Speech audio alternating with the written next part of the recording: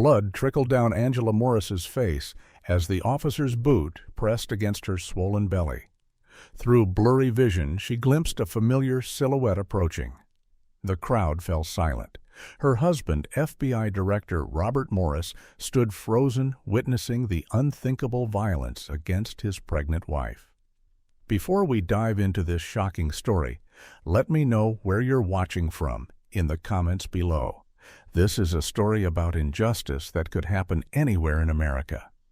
Hit that like button and subscribe to show your support for stories that expose hard truths about our society. Now let's rewind and see how a respected doctor's ordinary day turned into a nightmare that would shake the foundations of our justice system. Angela Morris began her Thursday morning like any other, savoring the quiet moments before her shift at Metropolitan Children's Hospital, where she served as Chief of Pediatric Surgery. At 8 months pregnant with their first child, she had finally agreed to start her maternity leave next week, after Robert's gentle insistence. The golden morning light filtered through their bedroom windows, illuminating the nursery door across the hall, freshly painted a soft mint green with tiny elephant stencils dancing along the trim. Angela smiled as she felt a strong kick from her baby girl, placing her hand over the spot and whispering words of love to her unborn child. She and Robert had tried for 5 years to conceive, enduring 2 heartbreaking miscarriages before this pregnancy progressed past the dangerous first trimester. Now, with only 4 weeks until her due date, Angela allowed herself to fully embrace the joy and anticipation of motherhood.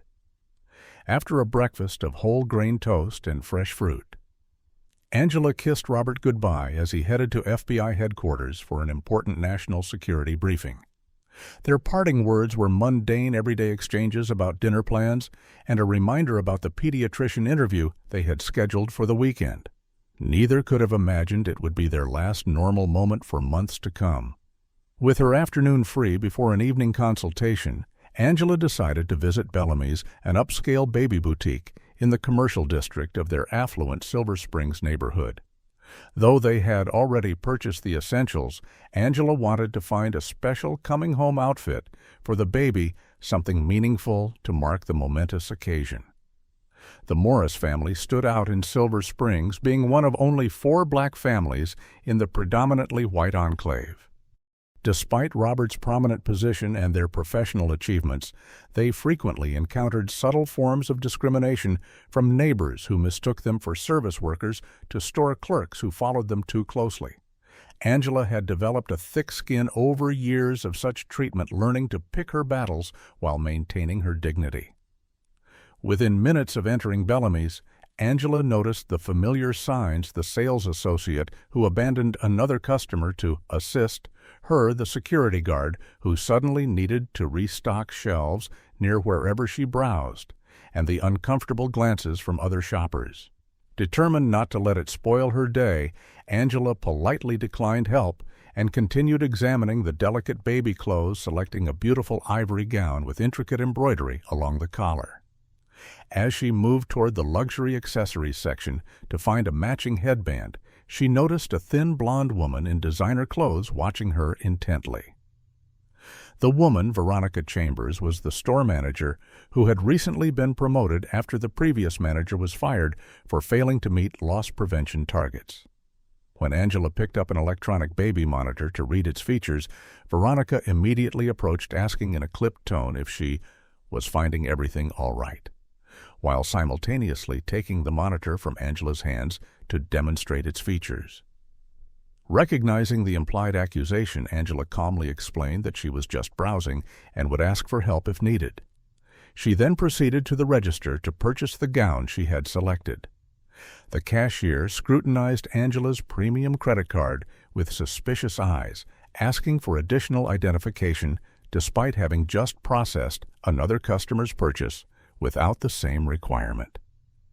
Angela provided her hospital ID, which identified her as Dr. Angela Morris, Chief of Pediatric Surgery. This seemed to intensify rather than alleviate the suspicion.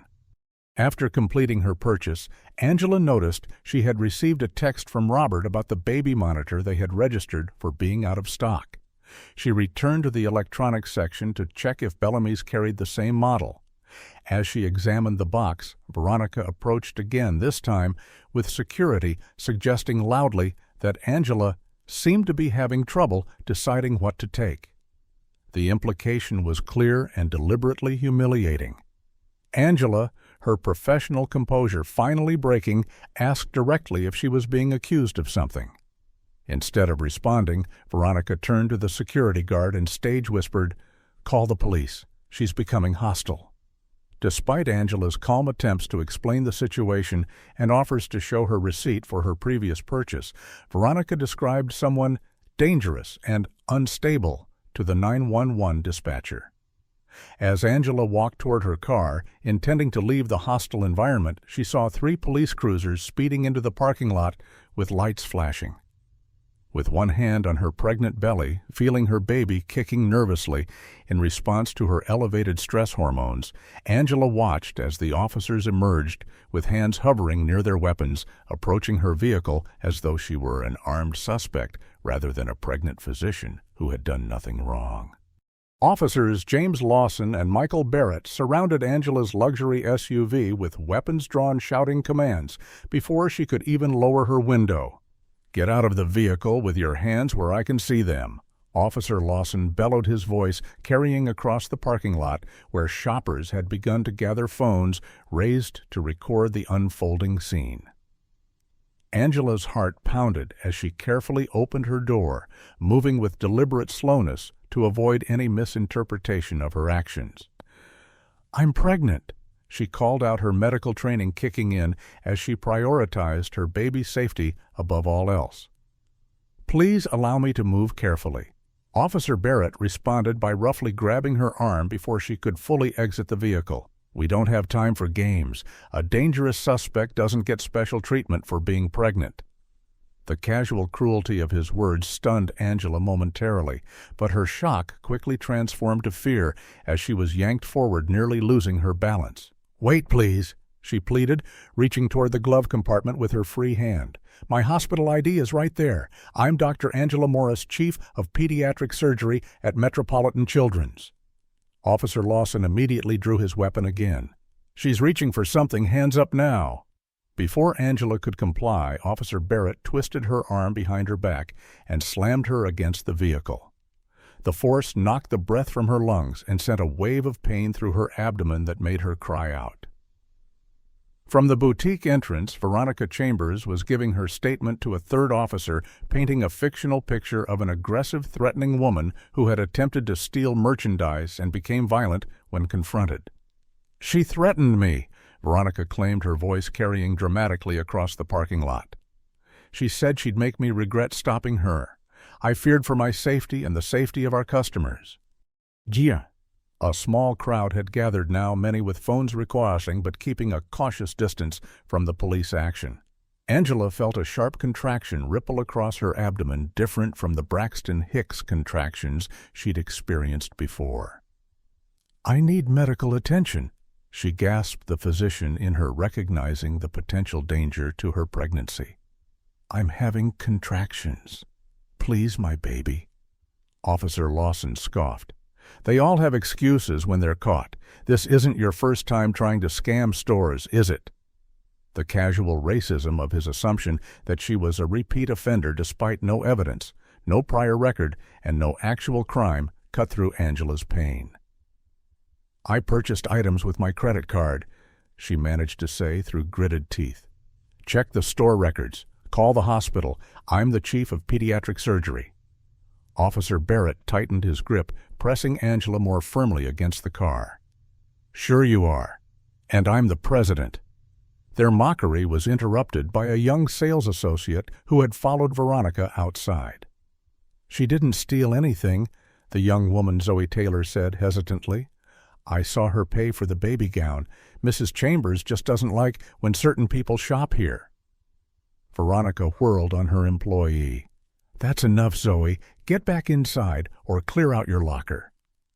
The threat of termination silenced the young woman, who retreated with an apologetic glance toward Angela. The officers proceeded to handcuff Angela, ignoring her medical warnings about the proper positioning for a pregnant woman to avoid restricting blood flow. When she tried to adjust her position to protect her baby, Officer Lawson interpreted it as resistance and forced her to the ground, her knees hitting the asphalt hard. Angela's head struck the pavement, opening a cut on her forehead that immediately began bleeding. The warm trickle of blood down her face mingled with tears of pain and humiliation. Through the haze of pain, Angela remembered her phone in her pocket. As the officers argued about who would search her, she managed to activate the emergency call function with her thumb connecting to the last number dialed, which happened to be Robert. The connection opened just as Officer Barrett planted his boot against her back, pressing her flat against the ground despite her pregnant belly. "Please," she sobbed, no longer addressing the officers, but speaking into the phone she hoped was transmitting. "Robert, they're hurting me. They're hurting our baby. Silver Springs Police at Bellamy's on Westwood Drive." Officer Lawson noticed the phone call and immediately confiscated her phone, ending the connection. "Trying to call your accomplices," he sneered, pocketing the device. "That's evidence now." As Angela lay handcuffed on the ground, blood from her forehead wound pooling beneath her cheek, she prayed the call had gone through and that Robert would understand what was happening. The baby inside her moved frantically, responding to her mother's elevated heart rate and the physical trauma. Each movement both reassured Angela that her child was still alive and terrified her that the unnecessary force might cause lasting harm. Time seemed to stretch endlessly as she lay there, officers standing over her, discussing the good arrest they'd made, completely oblivious to the fact that they had just assaulted the wife of the FBI director, a woman whose life was dedicated to saving children, a mother-to-be who had done absolutely nothing wrong except shop while black in an upscale store. Robert Morris sat at the head of the oval conference table in the FBI's sensitive compartmented information facility, surrounded by the agency's top counterterrorism experts and representatives from Homeland Security. They were reviewing intelligence on a potential threat to critical infrastructure when his secure phone vibrated with an emergency alert. Robert normally wouldn't interrupt such a crucial briefing, but the protocol he had established with Angela during her pregnancy was absolute emergency calls always got answered. "Excuse me, Howie," he said, stepping away from the table and moving to a corner of the room. When he accepted the call, what he heard sent ice through his veins. Angela's voice, terrified and in pain, pleading with someone. The sounds of rough handling. Her desperate message giving her location. And then nothing. "Director Morris, is everything all right?" Deputy Director Marcus Chen had followed him, concerned by the sudden pallor in his boss's normally composed face. "It's Angela," Robert said, his voice tight with controlled panic. "Something's happening at Bellamy's in Silver Springs. She mentioned police. I need to go now." Marcus, who had known Robert for 15 years and stood as best man at his wedding to Angela, didn't hesitate. "I'm driving. You make calls." As they rushed from the building to the waiting SUV, Robert's mind raced through possibilities, each more terrifying than the last. Angela was 8 months pregnant. Any physical stress could trigger early labor or worse complications, and she had mentioned police, which made no sense. Angela was a respected surgeon, a pillar of the community. What possible interaction could she be having with law enforcement that would lead to the fear he'd heard in her voice? "Call Silver Springs Police Department." Robert instructed his phone's AI assistant as Marcus navigated through midday traffic with silent efficiency. Within seconds, he was connected to the dispatch center. "This is FBI Director Robert Morris," he stated, using his title deliberately. "I need information on any police response involving a Dr. Angela Morris at Bellamy's Boutique on Westwood Drive." The dispatcher paused clearly, surprised by the high-level inquiry. "Sir, we have officers responding to a theft and assault at that location. The suspect is being detained. I don't have information about her identity yet." "The woman is my wife," Robert said, his voice dangerously quiet. "She is 8 months pregnant and the chief of pediatric surgery at Metropolitan Children's Hospital. There is absolutely no possibility she has committed any crime." Another pause longer this time. "I'll alert the responding officers immediately, sir." But Robert had already ended the call, dialing Angela's doctor next. "Dr. Patel, this is Robert Morris. Angela may have been involved in an incident with police. I'm concerned about the baby. Can you meet us at Metropolitan's Emergency Department?" As they approached Silver Springs, Robert found himself reflecting on conversations he'd had with Angela over the years about racial profiling. As a black man who had risen to the highest levels of law enforcement, Robert had sometimes minimized her concerns, suggesting that their professional status insulated them from the worst aspects of systemic racism. "It's different for us," he'd said more than once. "People see the titles before they see the skin color." Angela would smile sadly and respond, "They see the skin first, Robert. Always. The titles just confuse them." Had his position of power blinded him to the reality she faced daily? The thought was interrupted as they turned onto Westwood Drive and saw the police cruisers with flashing lights in the Bellamy's parking lot. A crowd had gathered, many with phones recording the scene. And there in the center of it all was Angela. Robert's heart nearly stopped. His brilliant, gentle wife lay handcuffed on the asphalt, blood streaming from a wound on her forehead. And most horrifying of all, a police officer stood with his boot pressed against her back, forcing her pregnant body against the hard ground. "Stop the car!" Robert commanded, already opening his door before Marcus had fully braked. He moved toward the scene with focused intensity, the crowd parting instinctively before his purposeful stride. No one in the gathered onlookers recognized him as the FBI director, dressed as he was in a simple suit rather than the formal attire he wore for public appearances. The officers didn't look up until he was nearly upon them, too busy congratulating each other on the arrest. "Remove your foot from my wife immediately." Robert's voice cut through the air like a blade, quiet, but carrying an unmistakable authority that made both officers stiffen. Officer Lawson turned his hand, moving instinctively toward his weapon. "Sir, you need to step back. This is a police matter."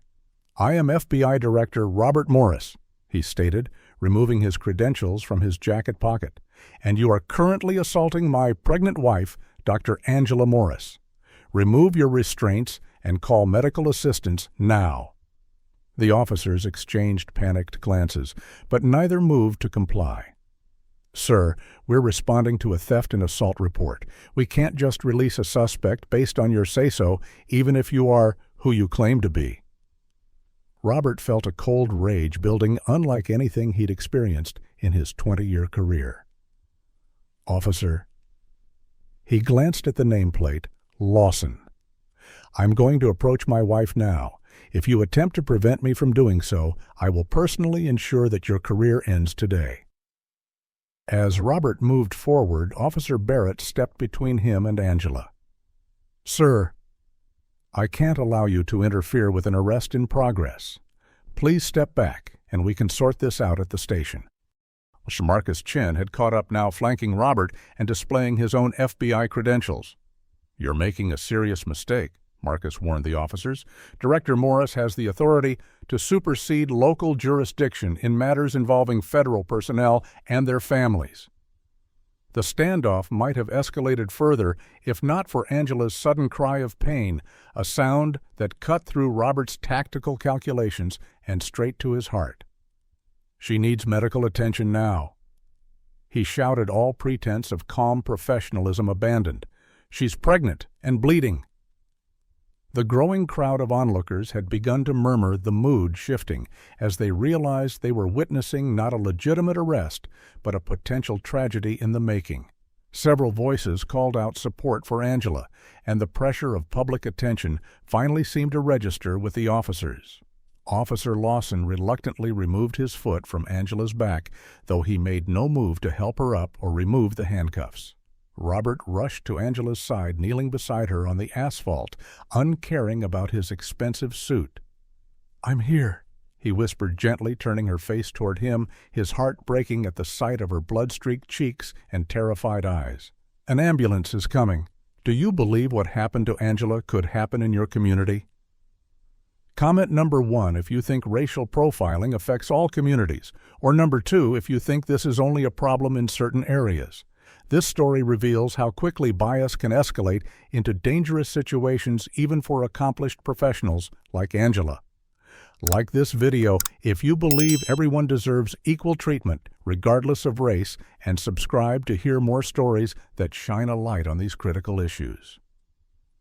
But what happens when the tables turn and those in power must face the consequences of their actions? Let's continue Angela's story and find out if justice will prevail against a system designed to protect its own. Harsh fluorescent lights assaulted Angela's eyes as she regained consciousness in the emergency room of Metropolitan Children's Hospital, the very institution where she had saved countless young lives. The cruel irony wasn't lost on her even through the fog of pain and medication. Her first coherent thought was for her baby, her hand instinctively moving to her belly, only to be stopped short by the cold metal of a handcuff securing her to the bed rail. Panic surged through her as she called out, "My baby, please, is my baby okay?" A nurse she didn't recognize approached cautiously, eyes darting to the uniformed officer posted outside the glass door. "Dr. Morris, try to stay calm. Dr. Patel is reviewing your ultrasound results now." The professional courtesy of being addressed by her title provided a small comfort, though the nurse's guarded demeanor suggested she was uncertain about the situation. Angela's medical training kicked in as she assessed her own condition, noting the fetal monitor strapped to her belly, the IV in her arm, and the bandage she could feel on her forehead. "I need to see the monitor readings," she insisted, doctor mode temporarily overriding her fear. "And I want these restraints removed. They're restricting circulation and could affect placental blood flow." The nurse glanced nervously at the officer again. "I'll let Dr. Patel know you're awake," she said, avoiding the request as she hurried from the room. Through the glass walls of her treatment room, Angela could see Robert engaged in an intense conversation with a group of hospital administrators and police officials in the hallway. His normally composed demeanor had given way to barely contained fury, his gestures sharp and authoritative as he pointed repeatedly toward her room. One administrator, who Angela recognized as the hospital's legal counsel, appeared to be mediating between Robert and a stone-faced man in an expensive suit with a police badge clipped to his belt. Even from this distance, the tension was palpable. The door to her room opened, and Dr. Neha Patel, Angela's obstetrician and friend, entered with a tablet in hand. The relief on her face at seeing Angela conscious quickly gave way to professional concern. "Angela, I need to be straight with you. The placenta has partially separated from the uterine wall due to the trauma. It's what we call a partial abruption." Angela's medical knowledge made the diagnosis all the more terrifying. Placental abruption could mean oxygen deprivation for the baby, premature delivery, or worse. "How bad?" she asked, her voice steady, despite the fear coursing through her. "Grade 2, Dr. Patel replied. "We've got you on continuous monitoring, and I've ordered steroid injections to help the baby's lungs mature in case we need to deliver early. Right now, she's stable, but we need to keep you here for observation." Before Angela could respond, Officer Lawson entered the room without knocking, followed by another officer she hadn't seen before. "Dr. Patel, we need to take the suspect's statement now." Lawson stated deliberately, avoiding using Angela's name or title. Dr. Patel straightened to her full height, impressive despite her small stature. "Officer, my patient has experienced significant trauma. She needs rest and monitoring. Your statement can wait." The second officer, an older man with lieutenant's bars, stepped forward. "Doctor, we have a job to do. This woman is accused of assaulting an officer and theft. The handcuffs stay on, and we need her statement while events are fresh." Angela watched as Robert noticed the officers in her room and immediately broke away from his conversation, striding toward her door with Marcus Chen close behind. The hospital's chief of security attempted to intercept them, but Robert brushed past without slowing. "Get out of my wife's room," he ordered as he entered, his voice deadly quiet. "Now." The lieutenant turned, assessing Robert with the calculated gaze of a career policeman. "Director Morris, I'm Lieutenant Frank Wilson. I understand your concern, but your wife is in police custody for serious charges." Robert moved to Angela's bedside, taking her free hand in his. "My wife is a victim of police brutality and racial profiling. She has committed no crime. The only assault that occurred today was perpetrated by your officers against a pregnant woman." Lieutenant Wilson maintained his composed facade. "We have reports from store employees and responding officers that contradict that version of events." Dr. Morris reportedly became combative when questioned about merchandise she was attempting to conceal. Angela's voice, though weak, cut through the tension. "I purchased a baby gown. I have the receipt in my purse, which your officers confiscated. I was looking at a baby monitor when the manager accused me of theft without any evidence." Dr. Patel interrupted, her priority clear. "This discussion is affecting her vital signs. Everyone who isn't medical personnel needs to leave immediately."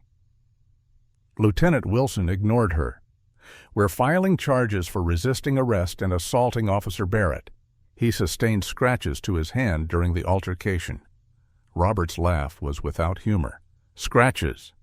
While my wife has a head wound and placental abruption that could kill our child. Get out. My wife will not be giving any statement without legal representation, and I promise you, Lieutenant, by tomorrow morning, your department will be facing federal civil rights charges." The standoff might have continued if not for an unexpected interruption.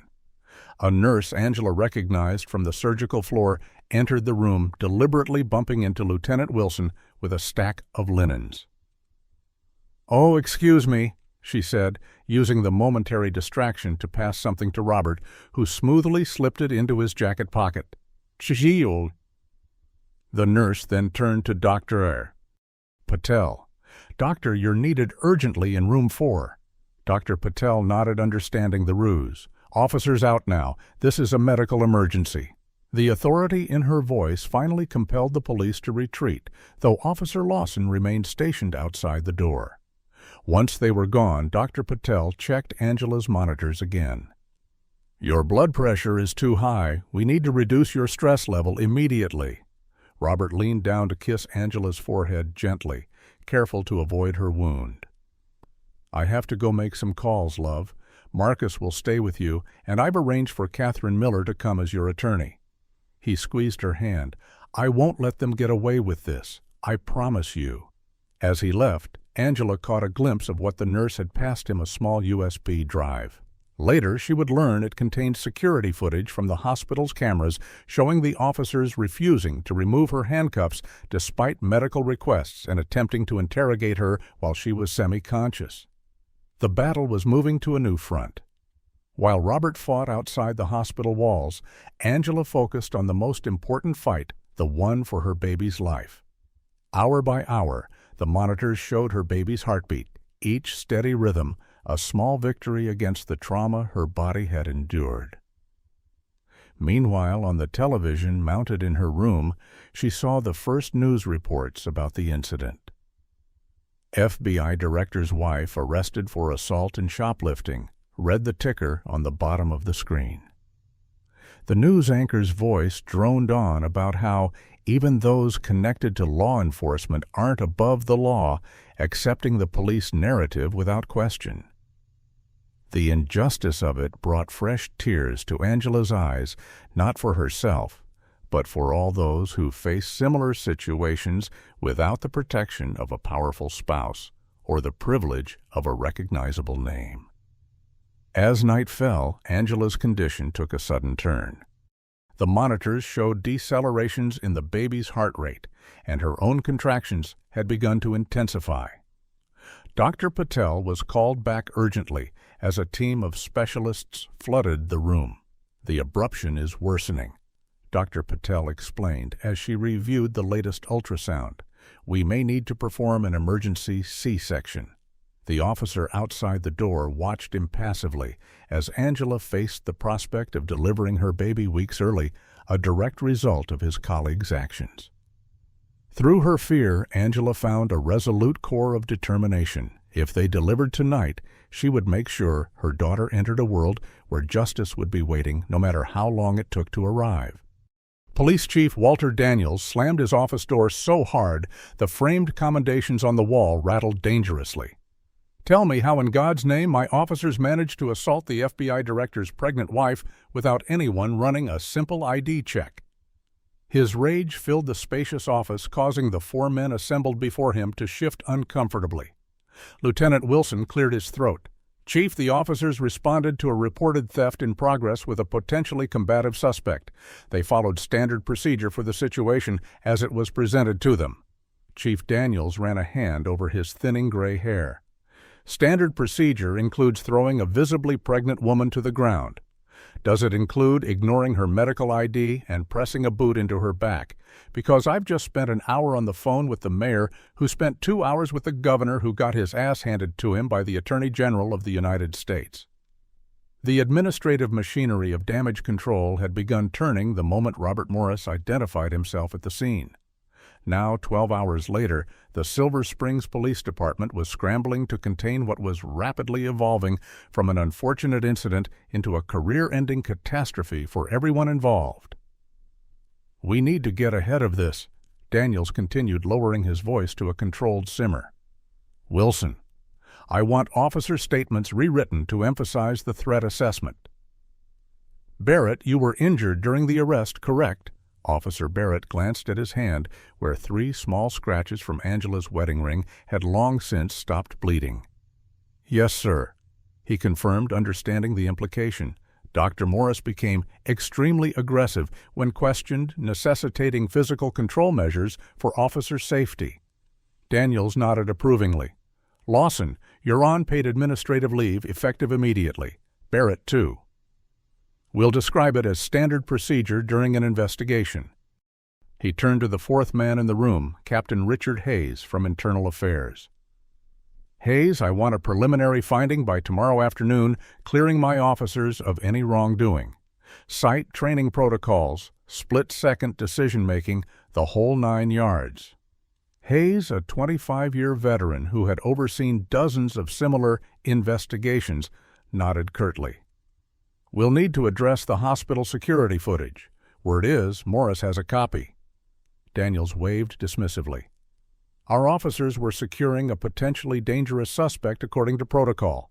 Nothing on that footage contradicts our narrative." As the meeting concluded, Daniels made one final point. "No one speaks to the press without clearance from Department Communications. The official line is that we're conducting a thorough investigation while supporting our officers who face difficult decisions in the field every day." Within hours, the police union had mobilized its considerable resources, releasing a statement supporting officers Lawson and Barrett as decorated veterans with spotless records who had reasonably responded to a potentially dangerous situation.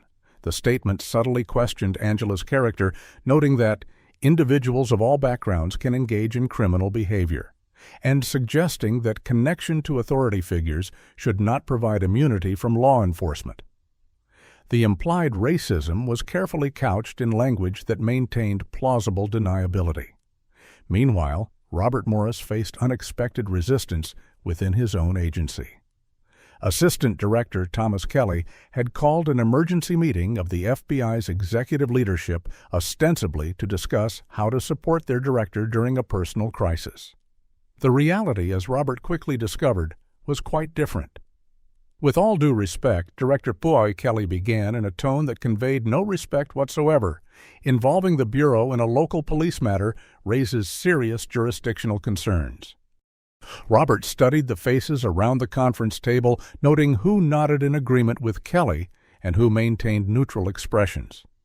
"This is not merely a local police matter," Robert countered evenly.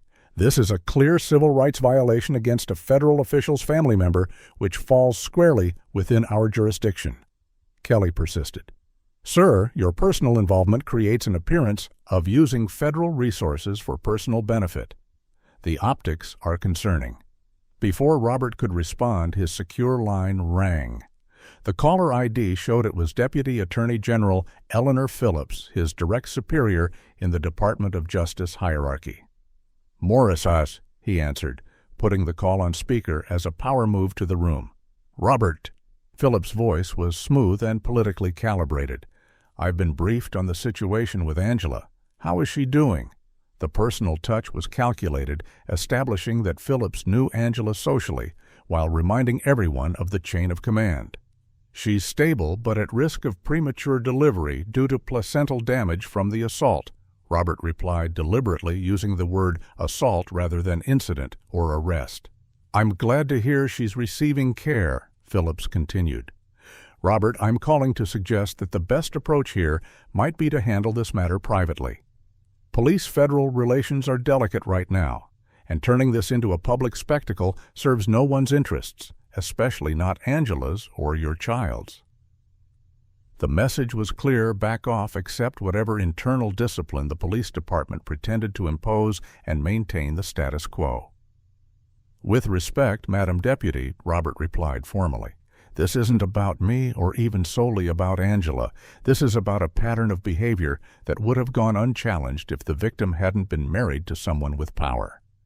I cannot in good conscience use my position to secure justice for my family while ignoring the systemic issues that created this situation." The silence that followed was heavy with unspoken threats. "I understand your position," Phillips finally said, "but I urge you to consider the broader implications for your career and the Bureau's relationships with local law enforcement nationwide. We'll speak again tomorrow." As the call ended, Robert surveyed the room once more. The battle lines had been drawn. Even within the highest levels of federal law enforcement, the instinct to protect the system overcame the mandate to ensure justice. At Bellamy's boutique store, manager Veronica Chambers was busy damage control of her own. "The security footage from yesterday needs to be overwritten," she instructed the young security guard who had witnessed the entire incident. "System malfunction. It happens." When the guard hesitated, Chambers added, "Unless you'd prefer unemployment in this economy." Later that afternoon, Zoe Taylor, the young sales associate who had attempted to speak up for Angela, found herself called into Chambers' office. "We're restructuring the floor staff," Chambers informed her coldly. "Your position has been eliminated effective immediately." When Zoe protested that she was the only one being restructured, Chambers smiled thinly. "You should have considered job security before contradicting management in front of customers.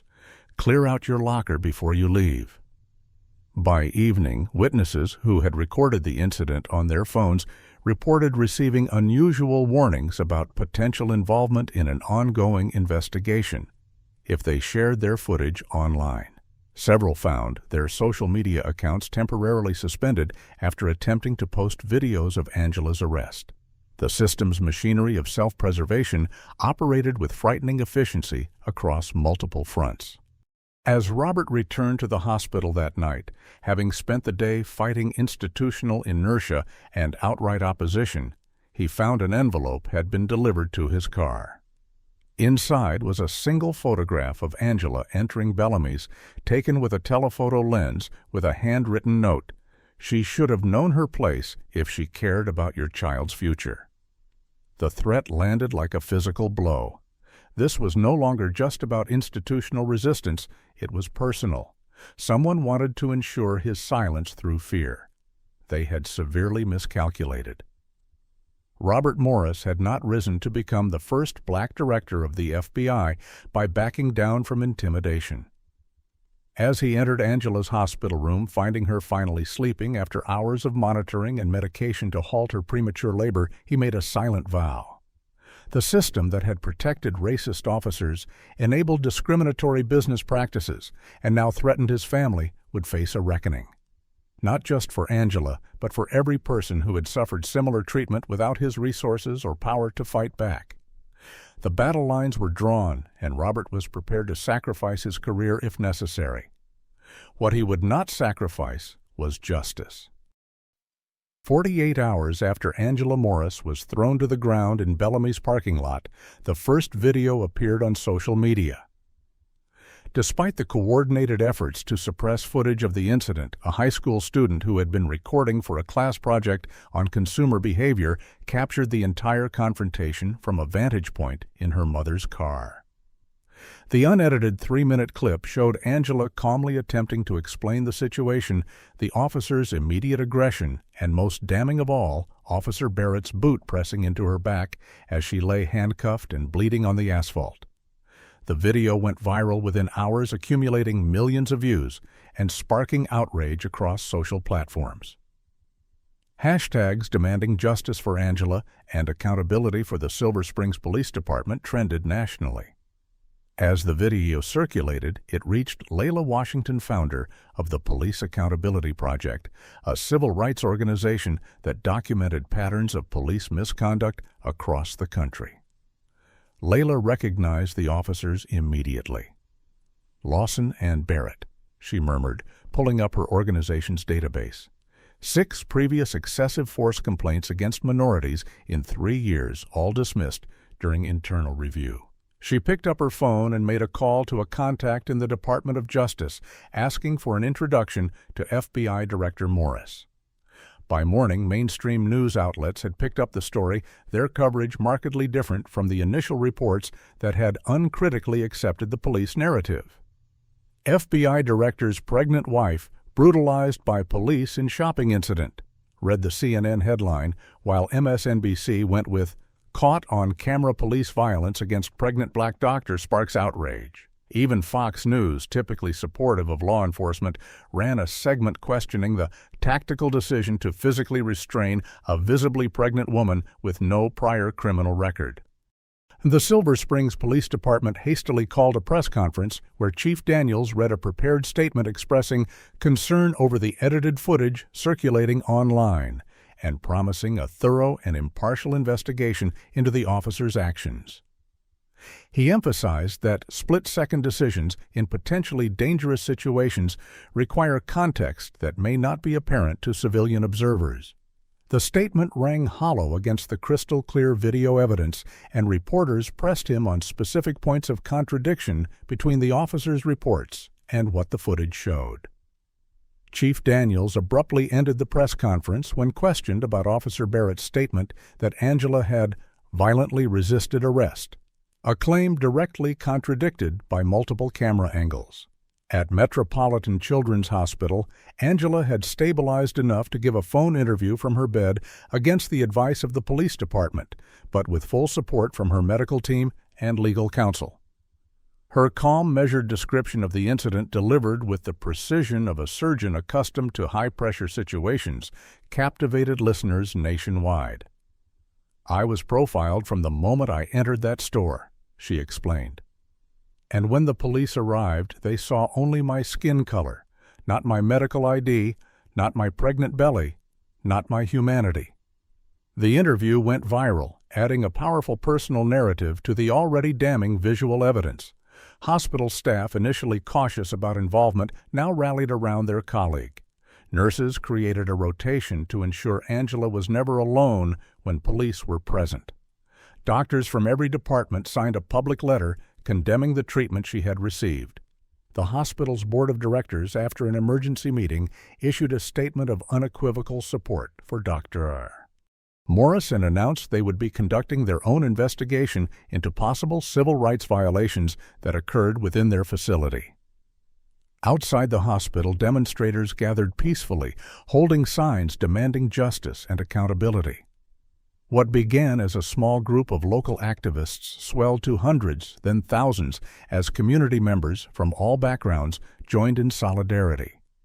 The crowd included many of Angela's patients and their families, medical students she had mentored, and surprisingly several off-duty police officers from neighboring jurisdictions who were disgusted by what they had seen in the videos. Local black churches organized prayer vigils, while community organizations coordinated legal observers and support services for the growing movement. Silver Springs residents who had never participated in protests found themselves compelled to action by the stark injustice captured on video. Meanwhile, Robert Morris worked methodically from a makeshift command center in the hospital's administrative wing, graciously provided by the hospital CEO. When Layla Washington arrived with her comprehensive documentation on Officers Lawson and Barrett, Robert was prepared with his own evidence. The department claims both officers had their body cameras on during the entire incident, Layla noted reviewing the official statement, but they're refusing to release the footage under the active investigation exemption. Robert's expression was grim. That's because Officer Lawson's body camera footage mysteriously malfunctioned during the critical 4 minutes of initial contact, according to Internal Affairs. And Officer Barrett's camera was allegedly dislodged during what they're calling Angela's resistance. Layla's organization had seen this pattern countless times before. Convenient technical failures during use of force incidents are statistically improbable at the frequency they occur, she observed dryly. What surprised Robert most during this crisis was discovering who his true allies were. Several senior FBI agents volunteered their personal time to assist his investigation. Judges he had worked with over the years quietly provided guidance on legal strategies. Even journalists he had previously considered adversarial now worked to ensure accurate reporting of events. The coalition building around Angela's case represented a cross-section of American society united by a common recognition of injustice. As public attention intensified, the police department's strategy shifted from denial to deflection. We respect Director Morris's concern for his wife. The new departmental statement read, but we cannot allow federal pressure to undermine the due process rights of our officers. This attempt to reframe the narrative as federal overreach against local police was undermined when the Silver Springs mayor and city council announced their own independent investigation separate from the police department's internal review. Our residents deserve transparency and accountability from all public servants, the mayor stated, distancing herself from the police leadership as public opinion solidified against them. The tipping point came 7 days after the incident when Angela, still hospitalized but recovering, gave permission for her medical records to be discussed publicly by her doctors. The clinical description of her injuries, including the placental abruption that had nearly cost her the baby's life, the concussion from hitting the pavement, and the circulatory damage from improper handcuffing of a pregnant woman, transformed public outrage into demands for criminal charges against the officers involved. That evening, Robert received an unexpected visitor. Marcus Chen entered the hospital room with a young police officer Robert didn't recognize. "Director Morris, this is Officer Kevin Rodriguez from Silver Springs PD," Marcus introduced him. "He has information he believes you should hear." Officer Rodriguez, visibly nervous but determined, explained that he had been in training under Officer Lawson for the past month. "What happened to your wife wasn't an isolated incident," he revealed. "There's an unofficial policy they call demographic safety enforcement. Officers are encouraged to respond more aggressively to any calls involving minorities in affluent areas, especially when the call comes from a business owner." He described a pattern of harassment designed to make minorities feel unwelcome in certain neighborhoods, enforced through selective application of minor ordinances and aggressive response to calls like the one that had targeted Angela. "I became a cop to protect people," Rodriguez said, his voice steady despite the career risk he was taking, "not to intimidate them based on their skin color." His testimony would prove crucial in the days ahead, providing the inside perspective needed to connect individual incidents to systemic practices. As the second week of the crisis began, public attention remained focused on Angela's story, refusing to follow the typical news cycle that allowed controversial incidents to fade quickly from public consciousness. What made her case different wasn't just the shocking video or her connection to the FBI director, but the way it crystallized a truth that many Americans had been forced to confront, that racial bias in policing could affect anyone, regardless of their professional accomplishments or social status. If a pregnant doctor married to the FBI director could be thrown to the ground while shopping for baby clothes, what protection did any person of color have against similar treatment? Do you believe our justice system treats everyone equally, regardless of race or social status? Comment number 1.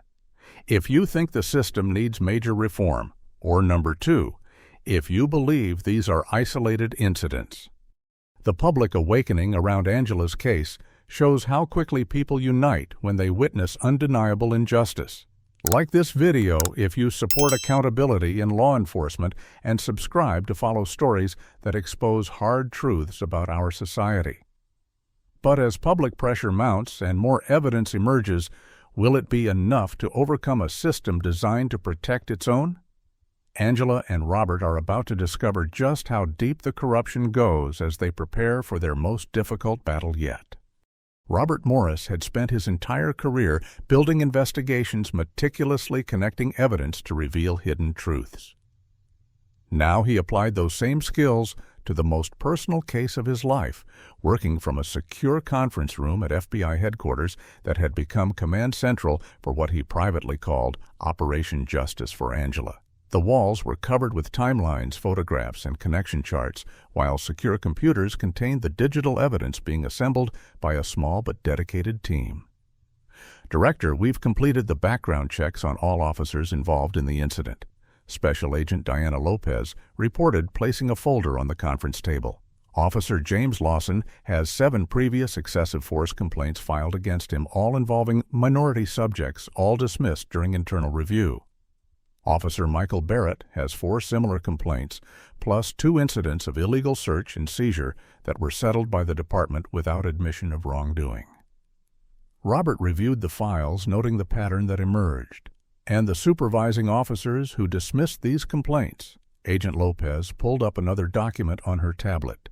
Lieutenant Frank Wilson and Captain Richard Hayes from Internal Affairs handled most of the reviews. Both have connections to Chief Daniels going back 20 years. They all served together in the same precinct before promotions. The picture was becoming clearer. This wasn't just about 2 officers who had assaulted Angela. It was about a system designed to protect those officers from consequences. What about the store manager Veronica Chambers? Marcus Chen asked, studying the incident timeline. Another agent, James Washington, responded, "We've found 12 incidents over the past 18 months where Chambers called police about suspicious customers. All involved people of color, mostly women, shopping in Bellamy's. 3 resulted in arrests, though charges were later dropped in each case for lack of evidence.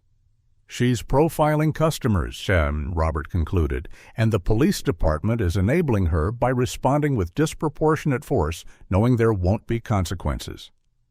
The investigation expanded beyond the specific incident to examine broader patterns. Using data analysis tools normally reserved for major criminal investigations, the team identified statistically significant disparities in police response times, use of force incidents, and arrest rates based on race across Silver Springs.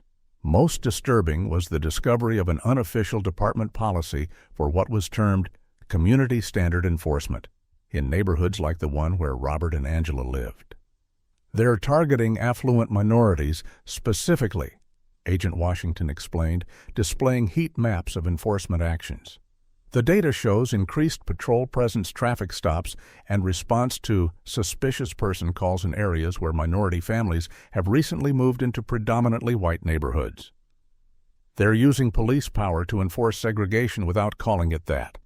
Robert said, the realization hitting him with sickening clarity. Meanwhile, Angela had been discharged from the hospital after 2 weeks of close monitoring.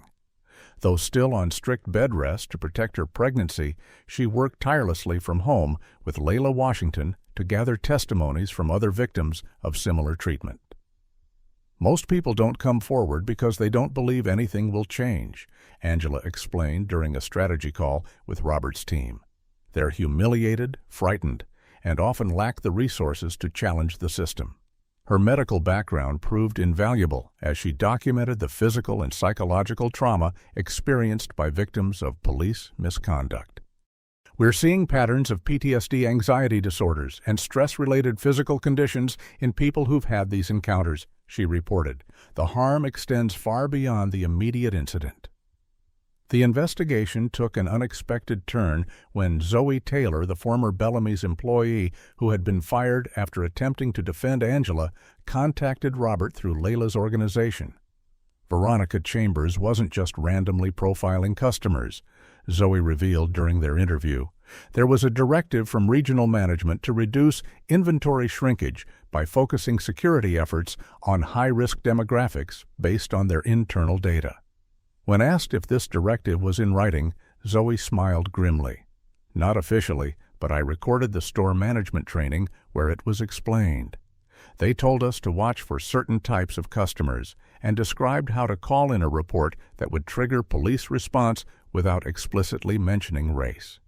The recording proved to be a crucial piece of evidence demonstrating that the discrimination Angela experienced was not an isolated incident, but part of a corporate policy implemented across multiple stores. As the investigation expanded, Robert received a call from an unexpected source. Director Morris. The voice on the secure line identified himself. "This is Officer Kevin Rodriguez. We met at the hospital. I have information you need to see immediately."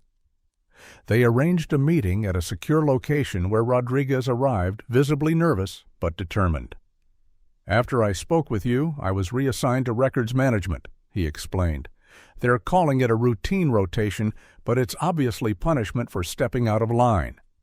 The thing is, it gave me access to internal communications I wouldn't normally see." Rodriguez produced a flash drive containing emails between Chief Daniels, Lieutenant Wilson, and several city officials, including members of the Silver Springs Neighborhood Association. They've been coordinating enforcement actions, targeting specific residents. Rodriguez explained, his voice tight with controlled anger. "There's a weekly list of addresses to receive special attention during patrols. Your home has been on it since you moved in 3 years ago." The emails revealed a disturbing network of unofficial relationships between police leadership, local business owners, and neighborhood association members, all working together to maintain what one email explicitly called neighborhood demographic stability. The language was carefully coded to avoid direct references to race, but the intent was unmistakable when viewed alongside the enforcement data. The investigation reached a critical juncture when Chief Daniels, sensing the mounting pressure, requested a private meeting with Robert. They met in a neutral location, a conference room at the Department of Justice, with both men bringing legal counsel. "Director Morris," Daniels began with forced cordiality, "I think we can agree that this situation has escalated beyond what serves either of our interests. The department is prepared to offer a formal apology to Dr. Morris, along with a financial settlement for her distress. In exchange, we ask that you redirect your investigation away from our departmental policies." The audacity of the offer momentarily stunned Robert. "Chief Daniels," he finally responded, "you seem to misunderstand the situation. This isn't a negotiation. Your officers assaulted my pregnant wife, nearly causing her to lose our child. They did so as part of a pattern of discriminatory enforcement that your department has systematically concealed. There will be accountability not just for the officers involved, but for the leadership that created this culture." Daniels's demeanor shifted instantly from conciliatory to threatening. "You should consider your position carefully, Director. The FBI depends on cooperation from local law enforcement nationwide. Your personal vendetta could damage relationships built over decades. And frankly, there are aspects of your own career that might not withstand the kind of scrutiny you're applying to my department." The implied threat confirmed what Robert already suspected. The corruption extended beyond Silver Springs, with connections to figures who had influence even at the federal level. His investigation was touching nerves in unexpected places. As Robert left the meeting, his secure phone buzzed with an urgent message from Marcus. "Director, someone accessed your personnel files at the Bureau last night.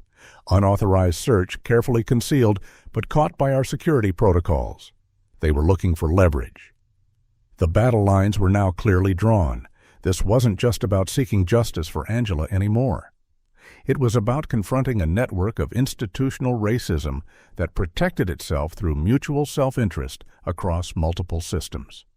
That evening, as Robert shared the latest developments with Angela, she placed his hand on her belly to feel their daughter kicking vigorously.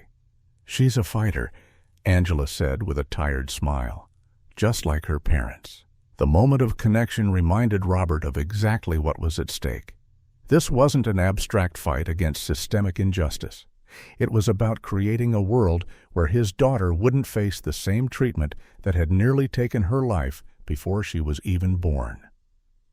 "We're going to win this war," he promised Angela and their unborn child.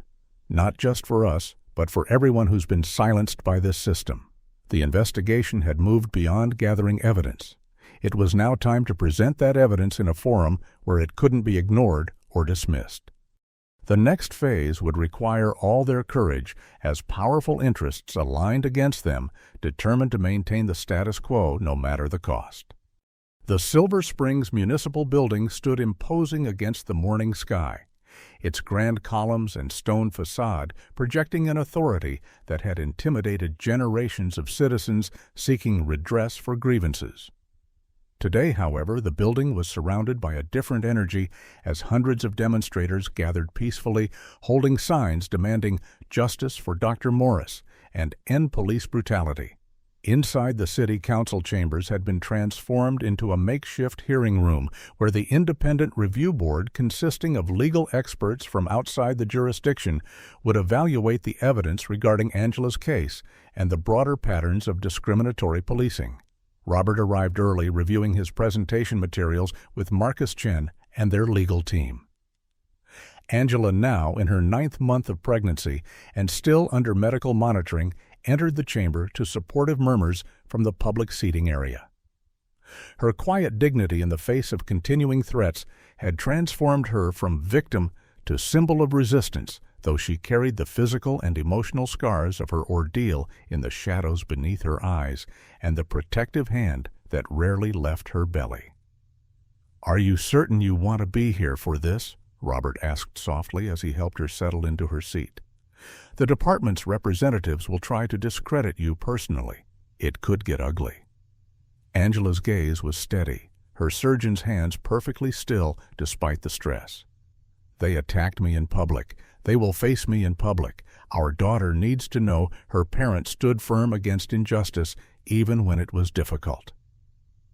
Across the room, the police department's delegation entered, led by Chief Daniels and an expensive legal team from a prominent law firm known for defending police departments against misconduct claims. Behind them came Officers Lawson and Barrett, both in dress uniforms adorned with commendations presenting a carefully crafted image of exemplary public servants. The hearing began with procedural matters, establishing the scope of inquiry and the standards by which evidence would be evaluated. Then came opening statements with the city's independent counsel, laying out the timeline of events from Angela's entry into Bellamy's through her hospitalization and the subsequent investigation. When Robert's turn came, he approached the podium with the measured confidence that had marked his FBI career. "This case is not merely about one incident of excessive force," he began. "It is about a systemic pattern of discriminatory policing that targets minorities in affluent neighborhoods, using law enforcement as a tool to maintain racial segregation through intimidation and selective enforcement." His presentation was methodical, building from Angela's specific experience to the statistical evidence of biased policing throughout Silver Springs. He introduced evidence of the unofficial community standard enforcement policy, the targeting of specific addresses, including his own home, and the pattern of excessive force complaints against Officers Lawson and Barrett that had been systematically dismissed. The police department's attorney countered with a narrative of unfortunate misunderstanding. and officers responding appropriately to the information provided by the reporting party. He emphasized the split-second decisions required in potentially dangerous situations and suggested that Angela's failure to immediately comply with officer commands had escalated the situation. Most disturbingly, he implied that Angela's professional status and connection to the FBI director had created unreasonable expectations of special treatment. No citizen, regardless of their position or connections, is exempt from lawful police commands, he argued carefully, avoiding the fact that the officer's actions had violated department policies regarding treatment of pregnant women. The hearing took a dramatic turn when Officers Lawson and Barrett testified. They presented nearly identical accounts of Angela's combative behavior and resistance to lawful commands, descriptions that contradicted the video evidence but aligned perfectly with their written reports. Under cross-examination by Robert's attorney, Officer Barrett became defensive when questioned about his boot on Angela's back. "I was securing a non-compliant subject using approved restraint techniques," he insisted, even when shown freeze frames from the video clearly depicting Angela handcuffed and immobile beneath his foot. "The camera angle is misleading. I was maintaining minimal pressure necessary for scene control."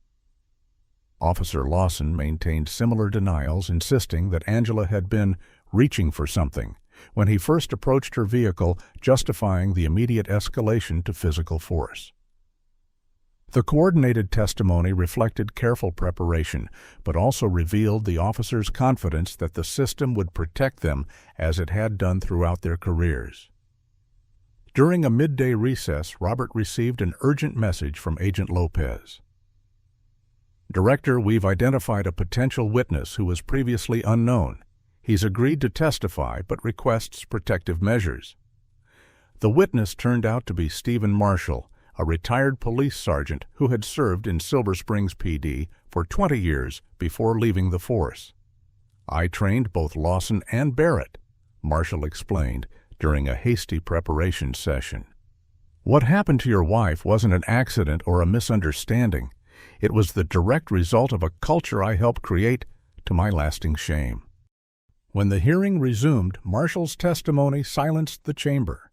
He detailed the evolution of what had begun as proactive policing in affluent neighborhoods and gradually transformed into systematic harassment of minority residents who were viewed as lowering property values or changing neighborhood character.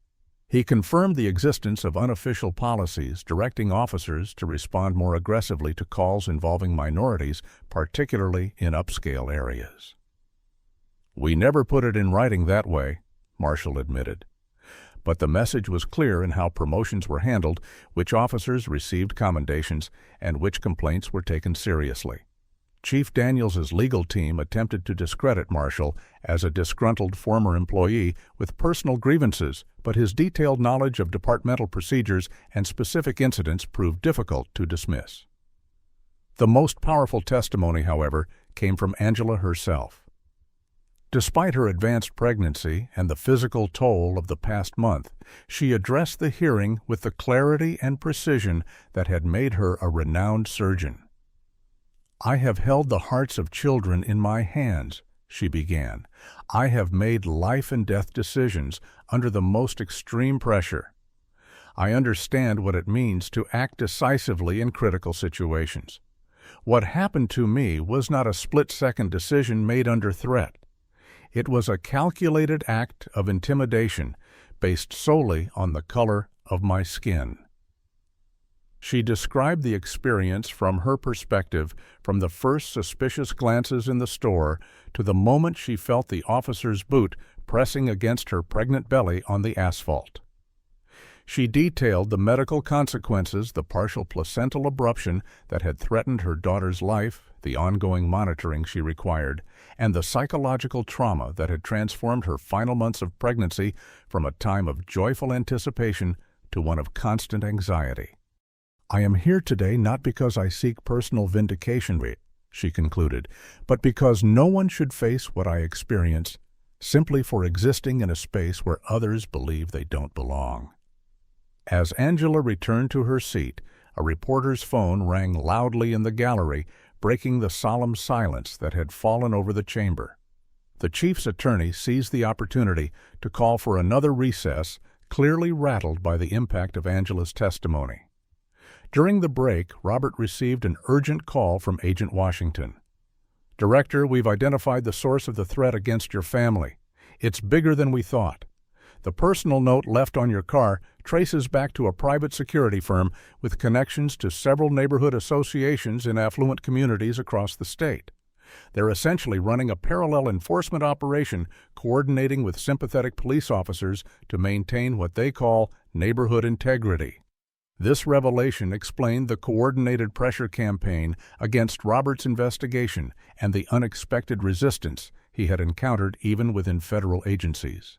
The network extended beyond Silver Springs, touching wealthy enclaves throughout the region where similar patterns of discriminatory enforcement had been documented. As the hearing prepared to resume, Robert faced a critical decision. The evidence they had gathered pointed to corruption and civil rights violations that extended far beyond Angela's specific case, implicating officials at multiple levels of government and private enterprise. Making these connections public would escalate the confrontation beyond local police misconduct to a systemic challenge that would make powerful enemies. Angela sensed his internal struggle as they sat together waiting for the session to begin. "Whatever you're considering," she said quietly, taking his hand, "remember that truth doesn't become less true because it's uncomfortable or inconvenient. Our daughter deserves a world where justice doesn't depend on who your parents are or what position they hold." Before Robert could respond, Angela suddenly gripped his hand tighter, her face showing a flash of pain. "Robert," she whispered, her medical training allowing her to recognize what was happening, "my water just broke. The baby is coming." In that moment of personal crisis with his wife, going into labor a week early, and the most important professional confrontation of his career hanging in the balance, Robert Morris faced the decision that would define not just his family's future, but potentially the course of police accountability nationwide. The hearing room faded around him as he focused entirely on Angela, whose face showed both pain and determination. "Go forward with everything we have," she told him through gritted teeth as the first strong contraction hit. "I'll bring our daughter into a world where justice is possible." As medical personnel were called, and Angela was prepared for transport to the hospital, Robert gathered his team for final instructions. The confrontation had reached its most critical phase, with Angela fighting to deliver their child safely, while Robert fought to deliver the truth that could no longer remain hidden. The outcome of both battles remained uncertain, hanging in the balance as forces of change and resistance collided in Silver Springs. The hospital corridor echoed with Angela's determined breathing as medical staff rushed her toward the delivery room, Robert keeping pace beside her gurney, his hand firmly clasped in hers. "I need to be with you," he insisted, torn between his commitment to their case and his duty to his family at this crucial moment. Angela's face, though contorted with the pain of contractions, showed unwavering resolve. "Our daughter needs you here," she managed between breaths. "But justice needs you there. Marcus can handle the presentation. Go finish what we started." Their eyes met in perfect understanding, a silent communication built over years of partnership. "I'll be back before she arrives," Robert promised, kissing Angela's forehead before reluctantly stepping aside to let the medical team continue. In the quiet consultation room where Dr. Patel had directed him, Robert made the most difficult call of his career. "Marcus, Angela's in labor. I need you to present our complete findings to the hearing, including the evidence connecting Silver Springs PD to the private security operation and neighborhood associations." On the other end, Marcus Chen absorbed the gravity of the situation. "The full report, including the federal connections we identified." Robert took a deep breath, his decision made. "Everything. It's time for complete transparency. These systems of oppression thrive in darkness. Let's bring them into the light." While making arrangements with his team, Robert's secure phone buzzed with an incoming message. The sender identification made his blood run cold. Deputy Attorney General Eleanor Phillips, his direct superior. The message was brief but unmistakable in its implications. Morris, final opportunity to redirect your investigation away from broader systemic issues. Focus solely on officers directly involved in your wife's case.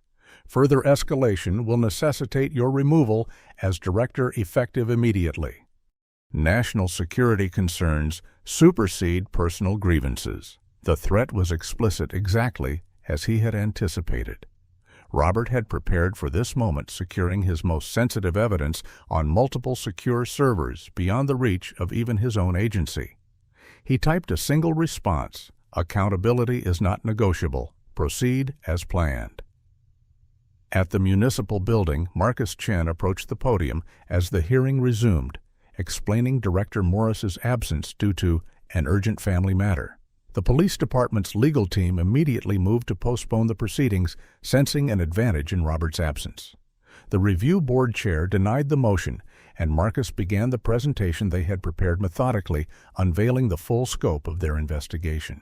What happened to Dr. Angela Morris was not an isolated incident, Marcus explained, displaying data visualizations showing patterns of discriminatory policing across Silver Springs and neighboring communities. It was the predictable result of deliberate policies designed to use law enforcement as a tool of racial exclusion. The evidence was overwhelming and meticulously documented. Internal emails between police leadership and neighborhood association members revealed explicit discussions about maintaining community standards through aggressive enforcement against minority residents. Financial records showed donations from wealthy homeowners to police charity foundations, followed by increased patrols in areas where minorities had recently purchased homes. Most damning were the connections to the private security firm that had coordinated harassment campaigns against targeted residents, including the threat delivered to Robert's vehicle. As Marcus presented the evidence, the courtroom's atmosphere shifted palpably. Even Chief Daniels's confident demeanor cracked as he realized the depth of documentation Robert's team had assembled. When Marcus revealed Officer Rodriguez's testimony about the weekly targeting list that had included the Morris home since they purchased it, audible gasps came from the public seating area. This investigation has uncovered a coordinated effort across multiple jurisdictions, Marcus concluded, to use police power as a weapon of intimidation against citizens based solely on their race. What happened to Dr. Morris wasn't a mistake or a misunderstanding. It was the system functioning exactly as designed. The police department's attorney attempted to object, claiming the evidence went beyond the scope of the hearing, but the review board chair overruled him. The pattern of behavior is directly relevant to evaluating the incident involving Dr. Morris, and so the chair stated firmly. This board will consider all evidence presented. Back at the hospital, Robert paced anxiously outside the delivery room where Angela had been taken for emergency monitoring after her blood pressure spiked dangerously. Dr. Patel emerged with cautious optimism. The baby's heart rate has stabilized, and Angela's pressure is responding to medication. We're proceeding with the delivery now. Robert followed her into the delivery room where Angela lay, connected to monitors, her face showing exhaustion but determination. "How's the hearing?" she asked immediately, even as another contraction began. "Marcus is presenting everything," Robert assured her, taking his position beside her. "Focus on our daughter now. She needs all your strength." For the next 2 hours, the world narrowed to that delivery room, all thoughts of investigations and hearings temporarily suspended as Angela fought to bring their child safely into the world. When their daughter finally arrived with a powerful cry that filled the room, both parents wept with relief and joy. "Justice," Angela whispered as she held their daughter for the first time, naming her for what they had sought not just for themselves, but for all who had suffered similar injustice without recourse. At the municipal building, the hearing had transformed into something unprecedented.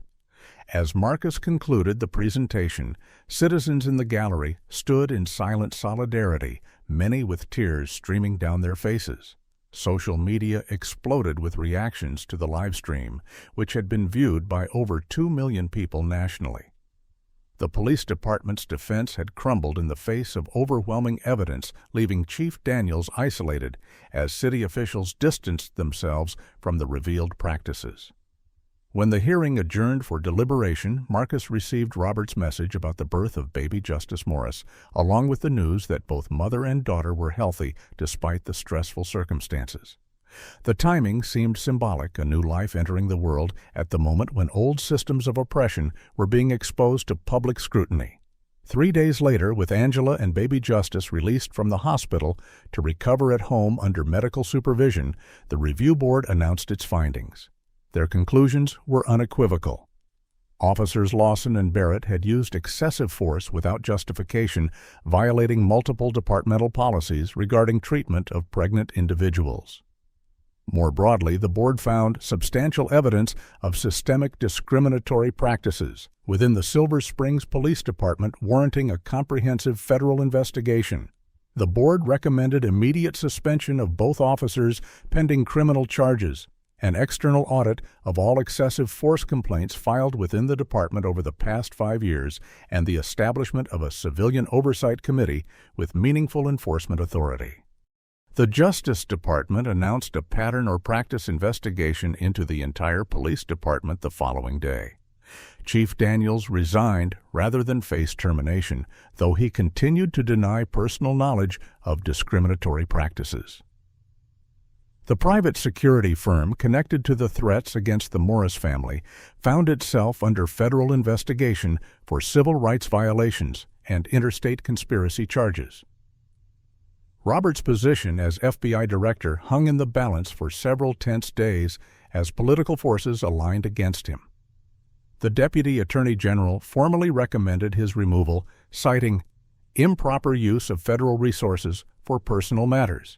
The Attorney General, however, having reviewed the complete evidence presented at the hearing, overruled her deputy and publicly supported Robert's actions as consistent with the Bureau's mission to protect civil rights.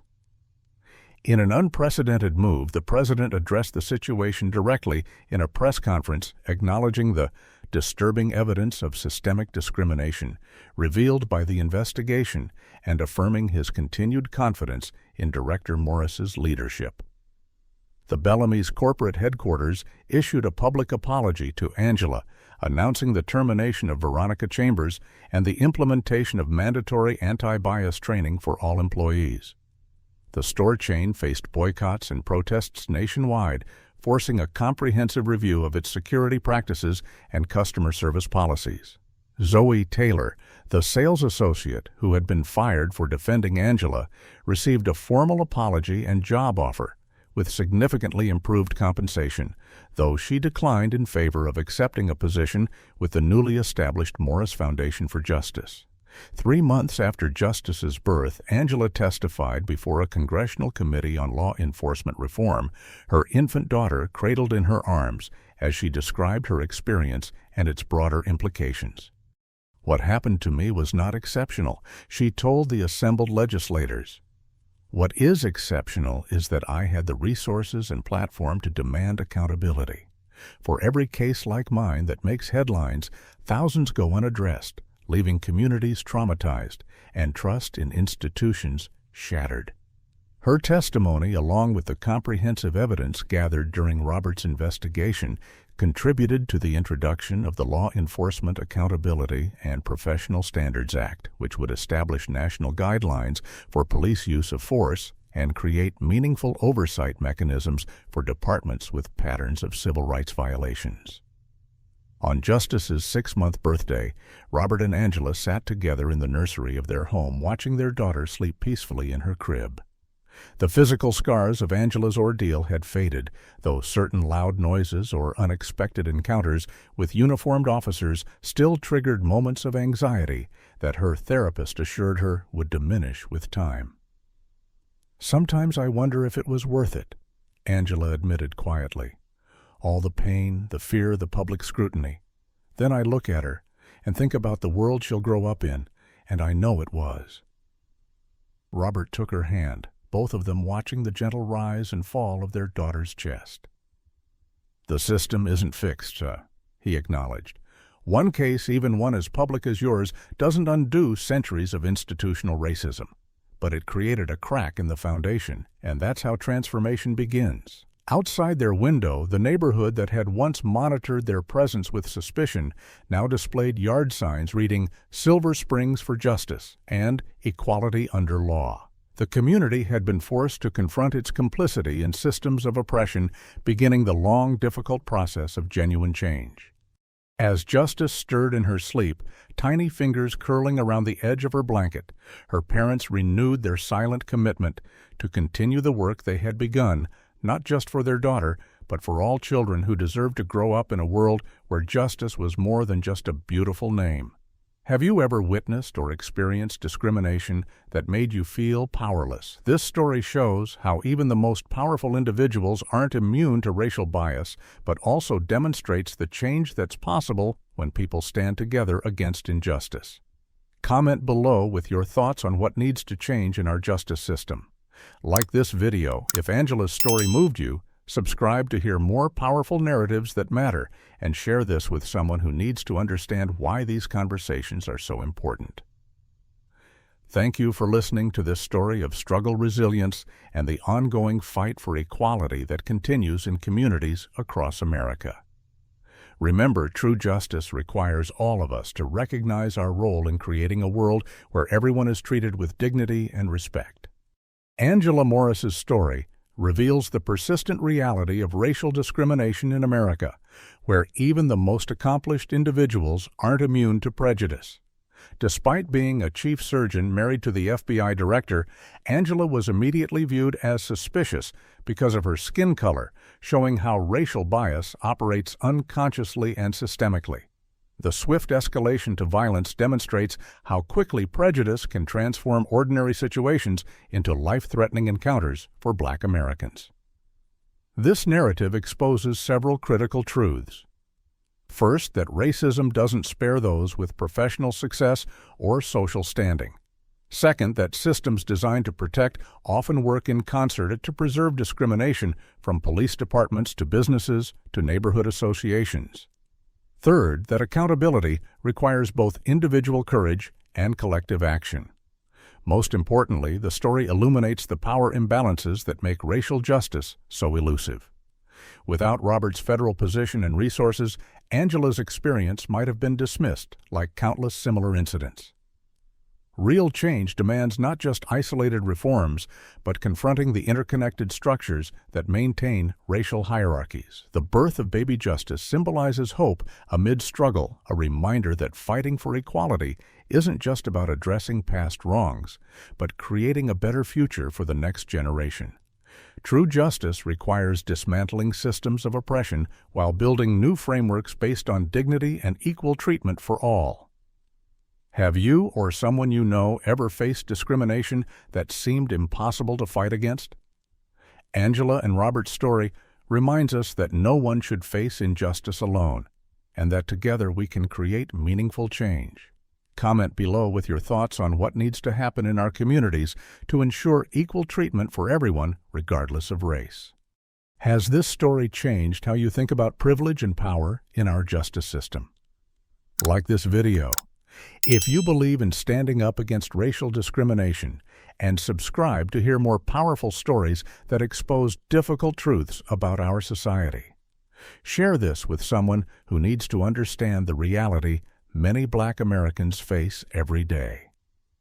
Thank you for listening and being part of the conversation that can transform our world. Remember, justice isn't just about punishing wrongdoing, it's about creating a society where everyone is treated with dignity and respect from the start.